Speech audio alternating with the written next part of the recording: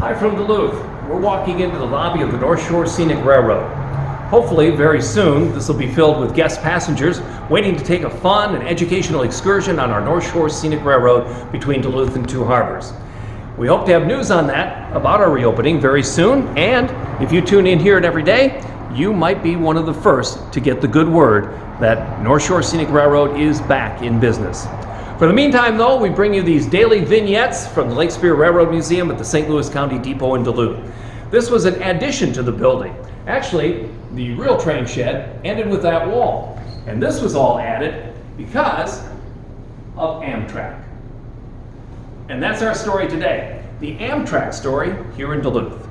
1892, they built the St. Louis County Depot as the Union Depot. Northern Pacific did the construction, and it served 5 different railroads a day. The very last one was Northern Pacific, and its very last train, shown here, left in 1969. That's Wayne Olson and his family. Wayne was one of the founders of the museum. This was Bud car service to Staples, Minnesota, to connect with the Main Streeter to the West Coast.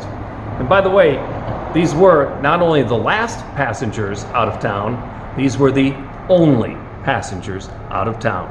And it would stay that way to the 1970s. In 1971, all of America's railroads got out of the passenger rail business and Amtrak was formed. There were no trains to save coming to the Twin Ports, but Amtrak did expand service in 1975. That's when they added the Arrowhead, a train that went from Minneapolis to Superior, Wisconsin.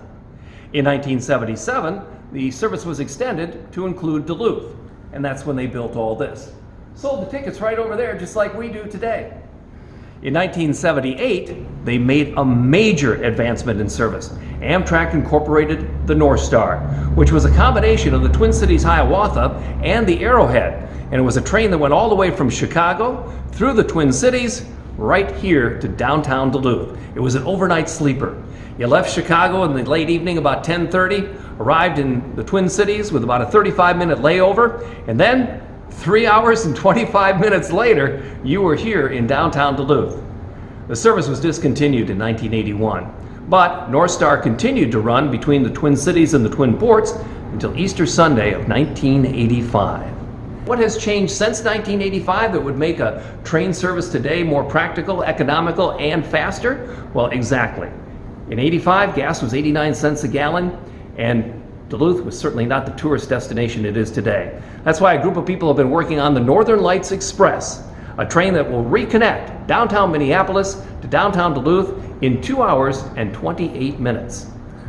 You can find out more about the Northern Lights Express by visiting us online at Northern Lights Express. Just go there and you'll find all the information. Right now we're waiting for some crucial funding which could be coming from the Minnesota State Legislature to continue the project in this legislative session. We're hoping for the best. And we're hoping you'll be back here tomorrow to learn more about train history, interesting stories, railroad people, and a complete tour of the collection of the Lake Superior Railroad Museum. Be sure and share these videos with your friends and neighbors. That really helps us a lot. We certainly do appreciate it. You can also go to lsrm.org and become a member of the museum. In the meantime, you know what to do. You wash your hands, cover your face, but don't touch it. Also, keep your social distance. If you're sick, stay home. And as always, let's take care of each other.